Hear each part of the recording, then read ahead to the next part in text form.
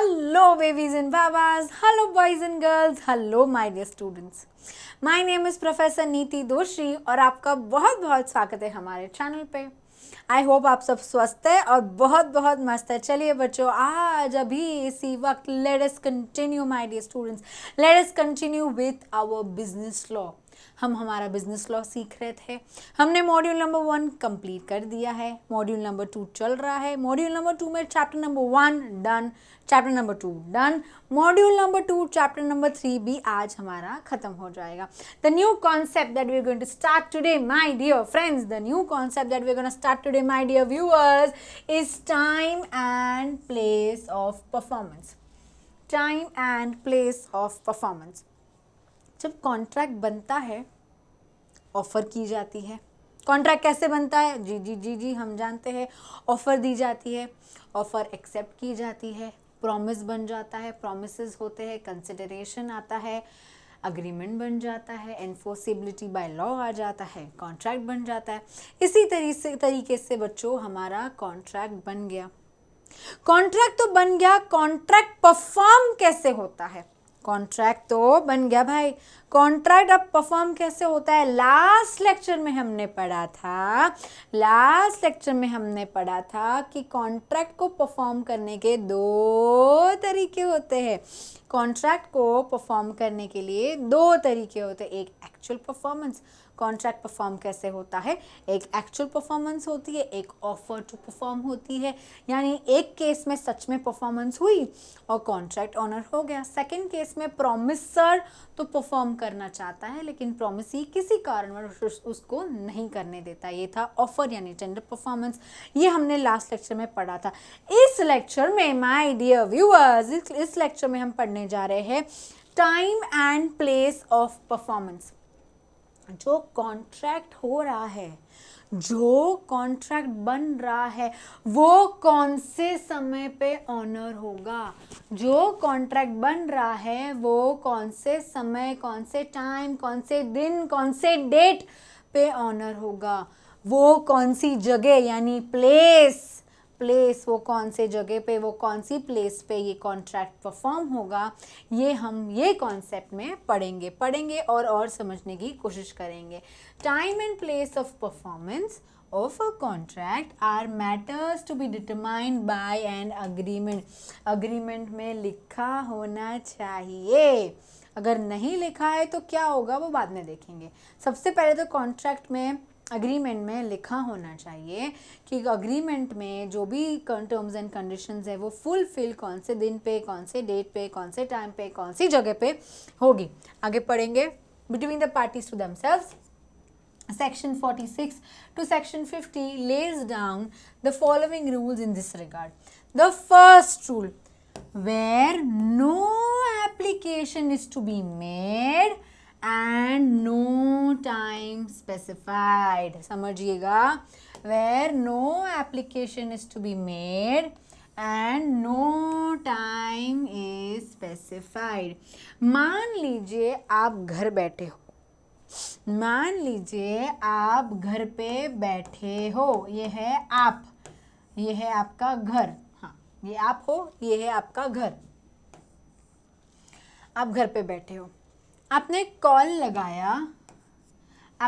लगाया एक pest control वाले डिपार्टमेंट को. यानी एक पेस्ट कंट्रोल वाला शॉप था, आपने वहाँ पे उनको फ़ोन लगाया. जैसे ही आप फ़ोन लगाते हो पेस्ट कंट्रोल वाले को बोलते हो, भैया मेरे घर में बहुत सारे कॉकरोचेस हो गए हैं. ये क्या है बच्चों? कॉकरोच है. मेरे घर पे बहुत सारे कॉकरोचेस हो गए. पेस्ट कंट्रोल वाले दुकान भैया को फ़ोन लगाया. वो पूरे एरिया में, मेरे लोकेलिटी में पेस्ट कंट्रोल वही करता है, वही हैंडल करता है. मैंने उसको फ़ोन लगाया. जैसे ही फ़ोन लगा के मैंने बुलाया उसको, वो बोलता है ठीक है मैं आ जाऊँगा. अभी ये है पेस्ट कंट्रोल वाला, ये हूँ मैं. इस केस में क्या मुझे वापस पेस्ट कंट्रोल वाले को फ़ोन करके बोलना है कि अभी आ जाओ? नहीं. लेकिन फ़ोन कॉल ख़त्म हो गया और डिसीजन नहीं लिया गया कि कौन से समय पे आएगा. पेस्ट कंट्रोल वाला कौन से समय पे आएगा ये डिसाइड नहीं हुआ, ये केस में क्या होगा देखिए, whereby the contract a promisor is to perform his promise without application by the promisee and no time for the performance is specified, the promise must be performed within the reasonable time. जब भी promiser, ये कौन है बच्चों, ये कौन है बच्चों, promiser, इसने promise किया है to perform the pest control in his house.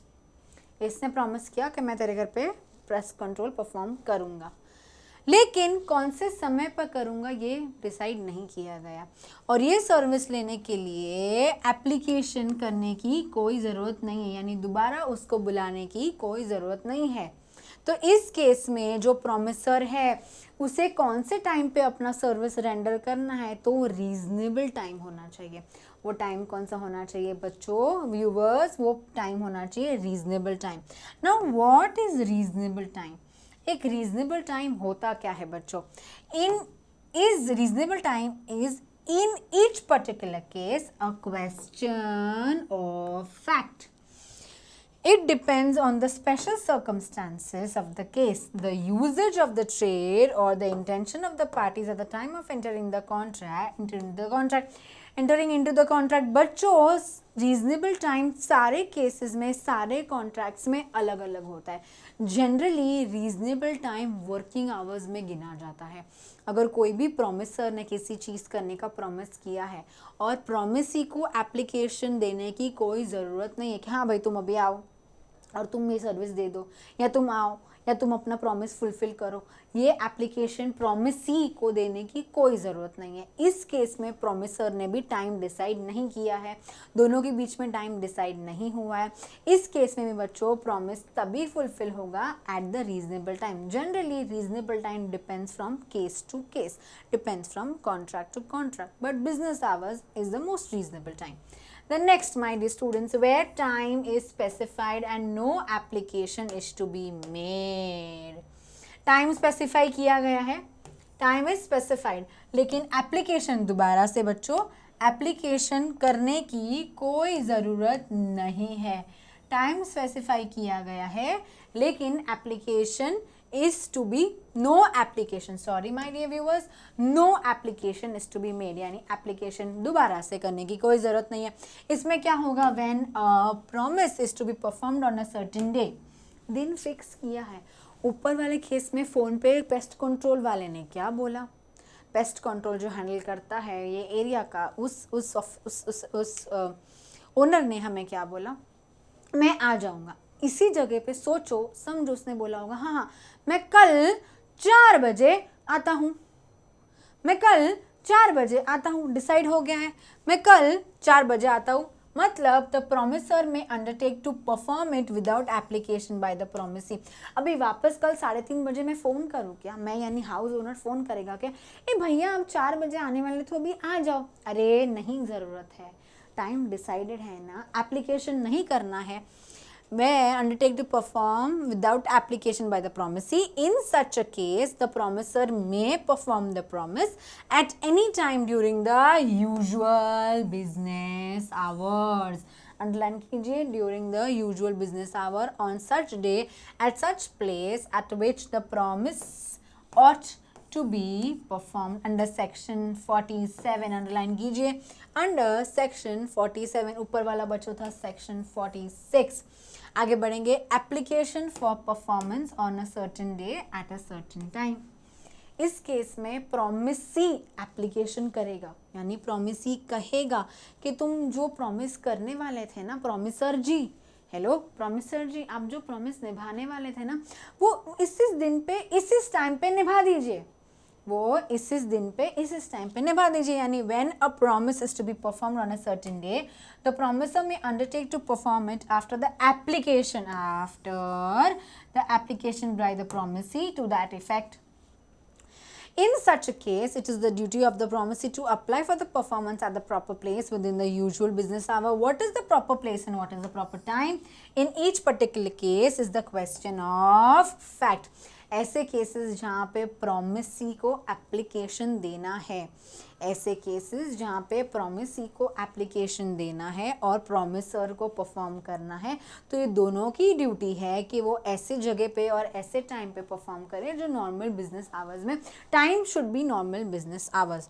Okay बच्चों, the next my dear students, application by the promisor to the promisee to appoint a place. Application by the promiser सामने से कह रहा है, जो promiser है वो सामने से कह रहा है कि तू प्लेस डिसाइड कर, तू जगह डिसाइड कर, मैं अपना परफॉर्मेंस देने आ जाऊंगा. I am ready to give you my performance, ready to render my performance. When a promise is to be performed without application by the promisee and no place is fixed for the performance, it is the duty of the promiser to apply to the promisee to appoint a reasonable place for the performance of the promise and to perform it at the search place.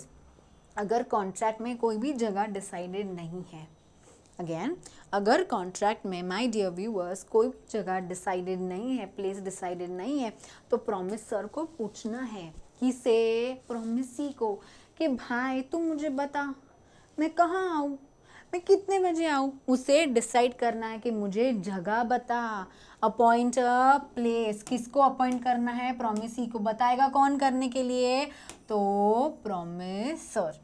ठीक है. The next is performance in the manner or at the time prescribed or sanctioned by the promisee under section 50. यानी जो performance है कौन से तरीके से होगी, कहाँ होगी, कितने बजे होगी, ये सब कौन डिसाइड करेगा, प्रॉमिसी. ये सब कौन डिसाइड करेगा, प्रॉमिसी. जैसे पेस्ट कंट्रोल वाले ने प्रॉमिस किया कि मैं तुम्हारे घर पे आके पेस्ट कंट्रोल करूँगा, तो ये प्रॉमिसी यानी जो हाउस ओनर है उसकी राइट्स है उसको बताना कि नहीं नहीं आज मत आना, आज मैं घर पे नहीं हूँ, तू कल आना, कल मैं घर पे हूँ, या whatever the reasons may be. Okay my dear students. Next is time as the essence of the contract. Under section 55 underline करने की कोशिश कीजिए और आगे बढ़ते हैं. Under section 55 time as the essence of the contract, यानी ऐसा कॉन्ट्रैक्ट जिसमें टाइम, जो कॉन्ट्रैक्ट का टाइम है वो बहुत बहुत बहुत बहुत ज़रूरी है. ऐसे कॉन्ट्रैक्ट में, ऐसे केसेस में क्या होता है देखिए. फर्स्ट, ऐसा केस जहाँ पे सच में टाइम जो है, जो वक्त है, वक्त कॉन्ट्रैक्ट ऑनर करने का या ऑब्लिगेशन फुलफिल करने का जो वक्त है वो बहुत बहुत ज़रूरी है, वो बहुत बहुत इम्पॉर्टेंट है. ऐसे कॉन्ट्रैक्ट में क्या होता है, in a contract in which time is of the essence of the contract, if there is a failure, failure यानी वो contract उस time पे वो obligation fulfill नहीं हो पाया on the part of the promiser to perform his obligation within the fixed time, the contract or so much of it as remains unperformed becomes voidable. ये क्या हो जाता है, voidable हो जाता है at the option of the promisee. If in such a case the promisee accepts the performance of the promise after the fixed time, he cannot claim for the compensation any loss occasioned by the non-performance of the promise at the agreed time. बच्चों ये समझने के लिए वापस वो example पे जाते हैं. आपने पेस्ट कंट्रोल वाले को फ़ोन किया, आपने पेस्ट कंट्रोल वाले को फ़ोन किया और आपने बोला मेरे घर पे बहुत सारे चूहे आए हैं, मेरे घर पे बहुत सारे चूहे आ गए हैं, प्लीज़ पेस्ट कंट्रोल वाले भाई साहब, पेस्ट कंट्रोल वाले ऑफिसर आप आइए और मेरे घर से फटाफट ये साफ़ कर दीजिए. आज के आज ही आना, कल मेरे घर पे बहुत सारे गेस्ट आने वाले हैं, वो आए उसके पहले मुझे अपना घर साफ़ चाहिए. बट जो टाइम दिया गया है कॉन्ट्रैक्ट के अंदर वो बहुत बहुत बहुत ज़रूरी है. इट इज़ ऑफ एसेंस, बहुत ज़रूरी है.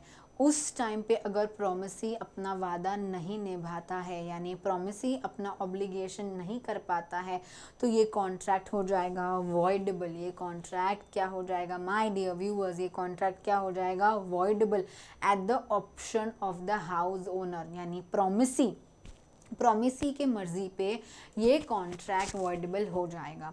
फिर भी दोबारा अगर पेस्ट कंट्रोल वाले आते हैं, जिस दिन बोला उस दिन नहीं आया, अगले दिन आया, फिर भी मैं सर्विसेज एक्सेप्ट करती हूँ, तो मैं क्या करूँगी वो देखिए आप, वापस पढ़िए। Is voidable at the option of the promisee, promisee की मर्जी के हिसाब से ही वॉइडेबल माना जाएगा। If in such a case the promisee accepts the performance of the promise after a fixed time he cannot claim compensation। यानी pest control वाले अगले दिन आते हैं, आपने चुपचाप सर्विसेज ले ली, पेस्ट कंट्रोल वाला बोलता है सर मेरे 10,000 रुपये हुए आप दे दो, आप बोलते मैं 10,000 रुपये तो नहीं दूंगा। अब वो बोलता है क्यों, मैंने तुमको कल बुलाया था ना, पेस्ट कंट्रोल वाले भाई साहब मैंने तुमको बोला था ना तुम कल आना, तुम कल क्यों नहीं आए, अब मैं तुझे पैसे नहीं दूंगा। अरे तो तुझे सर्विसेज नहीं लेनी चाहिए थी, अब जो तूने सर्विसेज ली है तो तुझे पैसा तो देना पड़ेगा। For any loss occasion for the non performance of the promise at the agree time, but if at the time of accepting, अगर आपने डिले इन परफॉर्मेंस एक्सेप्ट कर लिया है, but if at the time of accepting the delayed performance he gives the notice to the promisor of his intention and claims compensation he can do so. यानी अगर at the time of accepting the delayed performance, अगर आप delayed performance accept कर रहे हो तो compensation आपको नहीं मिलेगा, क्योंकि आपने वो परफॉर्मेंस एक्सेप्ट कर ली है, नहीं करना चाहिए था। वापस पढ़ेंगे बच्चों, वापस पढ़ेंगे। If in such a case the promisee accepts the performance of the promise after a fixed time, he cannot claim compensation for the loss occasioned by the non-performance of the promise at the agreed time. But if at the time of the accepting the delayed performance, he gives the notice to the promiser, of his intention to claim compensation, he can do so. लेकिन वो घर में उसको आने देने से पहले, pest control वाला आया नेक्स्ट डे, उसको बुलाया कभी था आज, वो आया कभी कल, दरवाज़ा खोलता है और बोलता है पेस्ट कंट्रोल वाले भाई साहब तू कर काम चलेगा, करने से पहले, हाँ काम करवाने से पहले वो उससे बोलता है तू काम कर, लेकिन मैं तेरे सेठ के साथ झगड़ा करूँगा और तुझे सिर्फ 50% अमाउंट दूंगा, ये बोलता है, वो सुनता है और फिर काम होता है, तो फिर उस केस में बच्चों कॉम्पेंसेशन क्लेम होगा। आगे बढ़ेंगे। इन commercial contracts time is of ordinary essence in the contract. जब भी कॉमर्शियल कॉन्ट्रैक्ट्स जितने भी होते हैं, इस केस में बच्चों टाइम बहुत बहुत बहुत ज़रूरी होता है, एक कॉन्ट्रैक्ट में टाइम बहुत ज़रूरी होता है। Next, when time is not of the essence, time का इम्पोर्टेंस कॉन्ट्रैक्ट में नहीं है, टाइम कोई मायने नहीं रखता है। यानी in a contract in which time is not of the essence of the contract, failure on the part of the promisor to perform his obligation within the fixed time does not make the contract viable। यानी अगर contract में time essence था ही नहीं, जो time था वो essence था ही नहीं, तो ये कॉन्ट्रैक्ट वॉइडेबल नहीं होगा, बिकॉज टाइम वैसे भी ज़रूरी था ही नहीं, does not make the contract voidable. But promisee is entitled to compensation for any loss occasioned to him by such failure. लेकिन फिर भी अगर हद से ज़्यादा, ज़रूरत से ज़्यादा लेट हो गया, टाइम वैसे तो ज़रूरी नहीं था, लेकिन फिर भी अगर ज़रूरत से ज़्यादा लेट हो गया तो इस केस में बच्चों उसको कॉम्पेंसेशन मिल जाएगा। Next concept my dear students is performance of reciprocal promises. पढ़ेंगे performance of reciprocal promises under section 51 to section 54 and section 57 पढ़ेंगे और समझने की कोशिश करेंगे। बच्चों रेसिप्रोकल प्रोमिसेस क्या होते हैं? वादे पे वादा, याद है आपको? प्रॉमिस के सामने प्रॉमिस की गई थी, प्रॉमिस किया, इसने प्रॉमिस किया, उसने प्रॉमिस किया, दोनों पार्टीज ने एक दूसरे को प्रॉमिस किया, ये क्या था? Reciprocal promises. पढ़ेंगे promises which form consideration or part of consideration for each other is known as reciprocal promise under section 2 if। ये हम पहले लेक्चर में पढ़ चुके हैं। Rules regarding performance of reciprocal promises. Reciprocal promises का परफॉर्मेंस कैसे होता है? First, to be simultaneously perform. अगर प्रोमिसेस रेसिप्रोकल प्रोमिसेस है अगर my dear viewers promises reciprocal promises है तो इसका परफॉर्मेंस साइमल्टेनियसली होना चाहिए, यानी when a contract consist of reciprocal promises to be simultaneously performed, no promisor need to perform his promise unless the promisee is ready and willing to perform these reciprocal promises। यानी जब promises reciprocal है तो कोई भी promiser को ज़रूरत ही नहीं है अपना परफॉर्मेंस देने की, अगर सामने वाला प्रोमिसी भी अपना परफॉर्मेंस नहीं दे रहा है।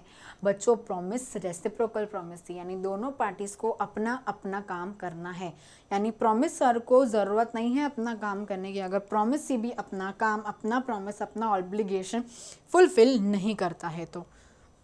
Next, order in which reciprocal promises are to be performed. Order in which reciprocal promises are to be performed.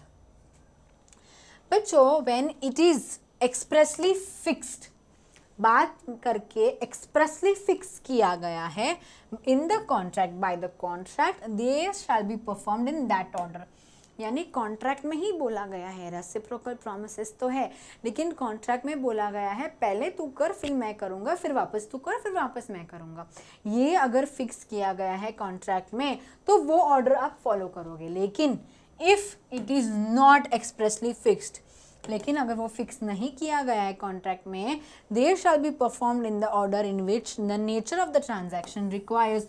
लेकिन अगर कॉन्ट्रैक्ट में ऑर्डर नहीं डिसाइड किया गया है, कौन पहले करेगा कौन बाद में करेगा कौन कभी करेगा, ये डिसाइड नहीं किया गया है, तो नॉर्मल बिजनेस ट्रांजैक्शंस जो होते हैं, नेचर ऑफ द ट्रांजैक्शन देखा जाएगा, नेचर ऑफ द ट्रांजैक्शन देखा जाएगा और उस हिसाब से ये होगा।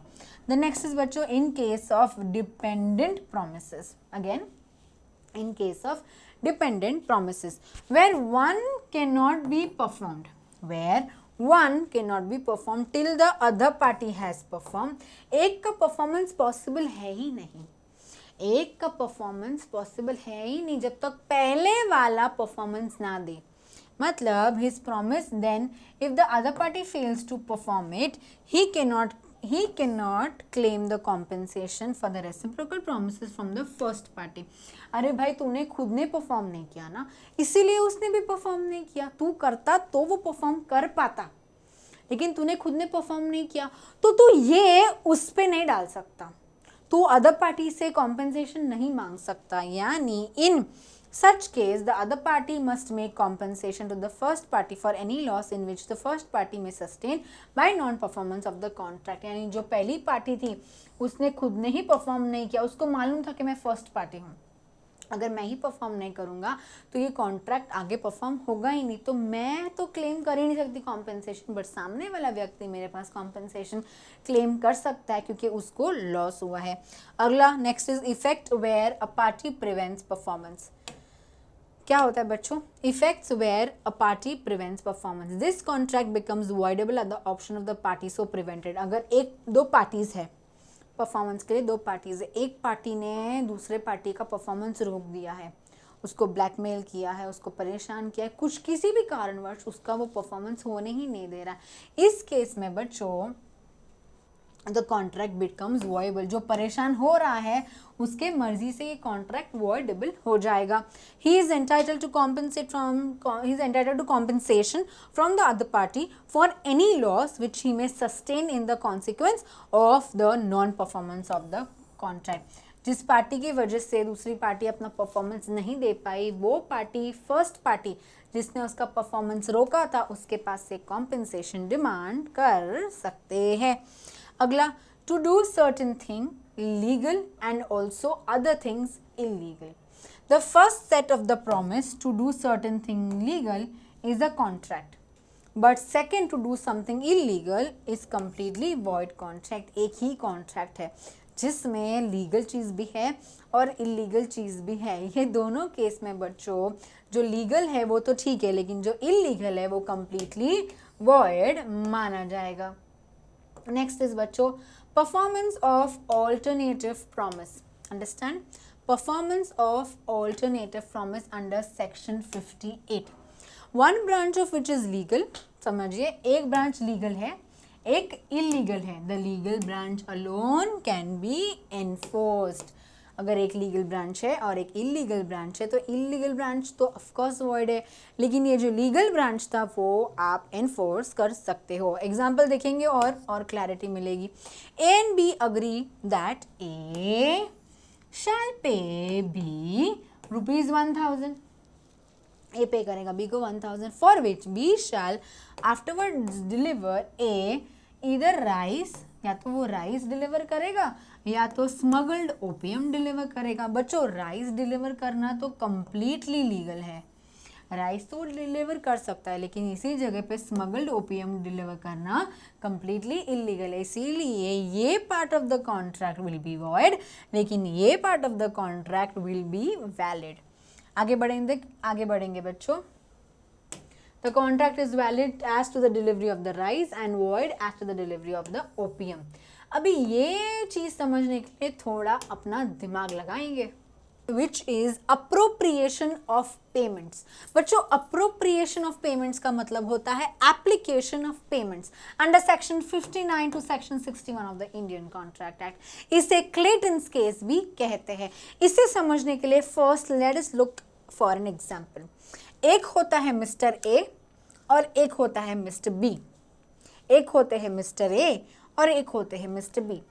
मिस्टर ए है डेटर, मिस्टर ए कौन है? डेटर। और मिस्टर बी कौन है? क्रेडिटर। ए है डेटर, बी है क्रेडिटर। ए ने फोन किया बी को, मुझे 5000 रुपए के गुड्स सप्लाई करो ऑन 1 जुलाई। ए ने फोन किया बी को on 10 July to supply goods for ₹10,000। Bill बन रहा है, गुड्स आ रहे हैं और बिल बनाया जा रहा है 5000 का, 10,000 का और आगे की डेट पे 15,000 का। A is the debtor, B is the creditor. A is the debtor, B is the creditor. Goods supply किए, बिल बनाया, गुड्स सप्लाई किया, बिल बनाया। एक दिन ए ने बी को 10,000 रुपीज दिया। ए ने बी को 10,000 रुपीज दिया। बिल अमाउंट, पहला बिल कितने का था बच्चों? 5,000 रुपीज। सेकेंड बिल कितने का था? 10,000 रुपीज। थर्ड बिल कितने का था? 15,000 rupees. So on and so fourth. ये बिजनेस ट्रांजैक्शंस है बच्चों, तेरा अनलिमिटेड ट्रांजैक्शंस। ऐसे करके ए ने 10,000 रुपीज दिया और बी को बोला कि 5,000 रुपये को सेट ऑफ कर और बचे हुए 5,000 को इस 10,000 में से सेट ऑफ कर। यानी अभी कितने का बिल बचा? 10,000 रुपये का बिल बचा और 15,000 का बिल बचा। बच्चों इसे कहते हैं अप्रोप्रिएशन ऑफ पेमेंट्स। इसे क्या कहते हैं? Appropriation of payments. और पढ़ेंगे और क्लैरिटी मिलेगी। Under section 59 to section 61 lays down 3 rules regarding the appropriation of payments based on the Clayton's law. That when a debtor, A कौन है? Debtor. When a debtor makes a payment, he may appropriate it to any debt he pleases and the creditor must apply it accordingly. हो सकता है A B को बोलता है मैं तुझे आज 10,000 रुपये दे रहा हूँ, मैं तुझे आज 10,000 रुपये दे रहा हूँ, लेकिन तू इसको सेट ऑफ कर ये 15,000 वाले बिल के सामने। तू 10,000, 5,000 और 5,000 मत लगा, 10,000, 15,000 वाले बिल के सामने लगा। मतलब मेरा बैलेंस 5,000 रुपये होगा इसमें से, मेरा बैलेंस 10,000 रुपया होगा इसमें से और मेरा बैलेंस वापस 5,000 रुपया इसमें से। मैंने 10,000 रुपीज़ अप्रोप्रिएट कहाँ करवाया है? तो लास्ट बिल अमाउंट पे मैंने अप्रोप्रिएट करवाया। ये किसका मर्जी हो सकता है? ये कंप्लीटली डेटर का मर्जी होता है। और पढ़ेंगे appropriation means application. Appropriation means application of payments. Appropriation is a primary right of a debtor. Appropriation is a primary right, my dear students, of the debtor. Rules regarding appropriation apply only in case of several and distinct debts and do not apply where there is only one debt. Of course अगर एक ही debt है तो आप appropriate कैसे कर सकते हो, लेकिन एक से ज़्यादा debts है तो definitely आप appropriate कर सकते हो। बच्चों आगे बढ़ेंगे। Debtors appropriation. The first point in this is debtors appropriation. क्या बोल रहे हैं? Where payment of debt to be discharged is indicated. Where a debtor owing several distinct debts to one person makes a payment to him either with express intimation or under circumstances implying that the payment to be applied to the discharge of some particular debt and the payment if accepted must be applied accordingly. Creditor के हाथ में नहीं है ये, और एक बार सुनिए, creditor के हाथ में नहीं है। डेटर जो हमारे मिस्टर ए थे उसकी राइट है, उसके पास ये राइट है कि बी को बताए कि भाई सुन, मैंने जो तुझे ये पैसे दिए हैं वो तू 3rd नंबर बिल पे लगा, वो तू 3rd नंबर बिल को सेट ऑफ कर, तू 2nd नंबर बिल पे लगा। ये completely this is description of the debtor. आगे बढ़ेंगे। When both principal and interest are due, when both principal भी ड्यू है और इंटरेस्ट भी ड्यू है। मान लीजिए किसी ने बहुत सारा लोन लिया है किसी के पास से, आपने अपने दोस्त के पास से बहुत सारा लोन लिया है, पहले 10, फिर 15, फिर 20, फिर 25, लेकिन उसके साथ साथ इंटरेस्ट भी वो लगा रहा है। प्रिंसिपल तो लगाएगा ही लगाएगा, प्रिंसिपल तो उसको आपको रीपे करना ही पड़ेगा, लेकिन आपको इंटरेस्ट भी रीपे करना पड़ेगा। इस केस में क्या होगा, the debtor can stipulate that, the debtor can stipulate that a particular payment made by him to be appropriated to the principal, the interest remaining due. If the creditor accepts the payment, he must also accept the debtor's appropriation. अभी वो completely debtor की मर्जी है कि ये जो पैसा वो पे कर रहा है वो प्रिंसिपल अमाउंट को सेट ऑफ करेगा या वो इंटरेस्ट वाले अमाउंट को सेट ऑफ करेगा। ये कम्प्लीटली किसकी मर्जी है, ये कम्प्लीटली डेटर की मर्जी होगी। आगे बढ़ेंगे। क्रेडिटर्स अप्रोप्रिएशन, पहले केस में तो डेटर ने अप्रोप्रिएट किया था, सेकंड केस में बच्चों creditors appropriation where payment of debt is to be discharged is not indicated, यानी डेटर बताता ही नहीं है, यानी ए ने बी को बोला ही नहीं कि मैं ही तुझे 10,000 या 15,000 या जो भी पैसा दे रहा हूँ वो तू कौन से वाले बिल पे अप्रोप्रिएट करेगा, कौन से अमाउंट को तू सेट ऑफ करेगा, ये नहीं बता रहा है। तो अभी क्रेडिटर की मर्जी, अगर डेटर ने नहीं बताया तो ध्यान दीजिए, अगर डेटर ने नहीं बताया तो। आगे बढ़ेंगे। Where the debtor has omitted to intimate and there are no other circumstances indicating to which debt the payment is to be applied, the creditor may apply, understand, the creditor may apply it at his discretion to any lawful debt actually due and payable by him by the debtor, whether its recovery is or not barred by the law of limitation. Very important बच्चों, अभी creditor की जिम्मेदारी है, उसकी मर्जी चलेगी, अगर debtor ने नहीं बोला तो वो ये पेमेंट कहाँ अप्लाई करेगा। द लास्ट इज बच्चों appropriation in order of time, appropriation in order of time where the debtor does not intimate and the creditor fails to appropriate. Debtor ने तो बताया ही नहीं कि मेरा पेमेंट अप्रोप्रिएट कहाँ करना है, लेकिन बेचारा क्रेडिटर ने भी नहीं किया। इस केस में क्या होगा, where neither party makes any appropriation the payment shall be made in discharge of the debt in order of time whether they are or are not barred by law in force for the time being as to the limitation of suits. If debts are of equal standing, the payment shall be applied in the discharge of each proportionately. अभी time आता है बच्चों, दोनों party अगर नहीं decide करती है कि कहाँ कहाँ ये डेट अप्लाई होगा तो टाइम के हिसाब से वो डिसाइड किया जाएगा, depending on the suits of limitation, depending on the law of limitation depend किया जाएगा, which is not barred by the law in force. इस हिसाब से अप्रोप्रिएशन अकॉर्डिंग टू टाइम किया जाएगा। बच्चों, this brings us to the end of this lecture. हमने module 2 chapter 3 ख़त्म कर दिया है। हमें आशा है कि आपको सारी चीज़ें समझ में आई होगी। अगर आपको कोई भी डाउट्स है, feel free to reach out to us in the comment section. Please like, share and subscribe to our videos. This is professor Niti Doshi signing off. Thank you.